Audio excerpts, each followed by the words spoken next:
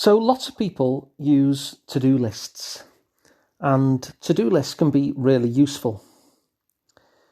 But at the same time, to-do lists can be really stressful as well, especially if you write a to-do list that's really, really long. And there's an old kind of cliche, I suppose, that says to-do lists that are long to-do lists never get done. And that sense of looking at a long to-do list can cause a lot of anxiety, I suppose, a lot of stress, a lot of demotivation as well. So while they can be useful sometimes, at other times they can kind of promote some anxiety because it just feels as though you're climbing a mountain that you're never going to reach the top of when you ensure that your to-do lists are too long. And in fact, when I have a long to-do list, what I'll tend to do is kind of park it and break it into a short to-do list for the time that's directly ahead of me, with just a few things on. And that way it feels more manageable. But what I want to introduce you to is not a to-do list, but the opposite of a to-do list. And you might be thinking, what's the opposite of a to-do list? Well, it's a have-done list. So rather than giving yourself a mountain to climb, what a have-done list does is it allows you to look back at the mountain that you did climb. And so every time that you do something, no matter how small, anytime you accomplish anything, you can put it on the have-done list. So it might be that you've, it might be that you've hoovered the front room, or it might be that you've sent off that email, or it might be that you recorded that podcast, or you've been for that run, or you went for a walk. Whatever it happens to be, even if you think it's too small really to go on, put it on anyway.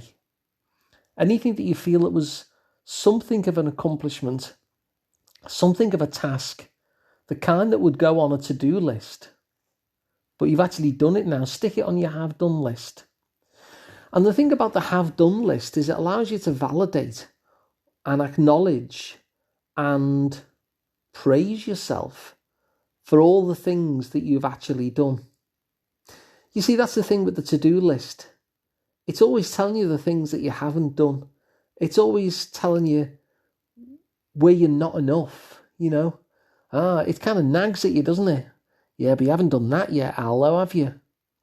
Whereas the have-done list, if you look at your have-done list at the end of the day, that's a much different experience. You can look back on that and get a warm feeling. You can feel motivated. You can feel accomplished. And you can just congratulate yourself for all of those things that you've managed to do. And it just transforms you from feeling not enough into feeling really productive and accomplished. And so that's all I'm going to say today, really, is just to invite you to try it out. Try out the opposite of a to-do list, which is a have-done list. And at the end of the day, pick up your have-done list and just see how much of that mountain you climbed in today alone. Just see how much you actually accomplished. And give yourself a pat on the back.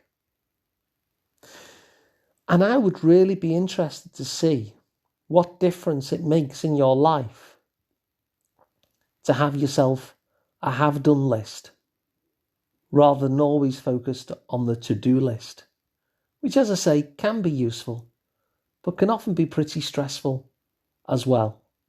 So try it out, see what happens, your have-done list, do it for a few days, and just check in with yourself. What does that feel like at the end of the day? To look back on your have-done list and see all the things that you have actually done. Now, as ever, if you find this useful, please share it on. You can subscribe to the podcast wherever you get your podcasts. You can check the videos out at psychotherapy.com, and you can work with me, Alun Parry, from the Liverpool Psychotherapy practice at liverpoolpsychotherapy.co.uk. Thanks for listening. See you tomorrow.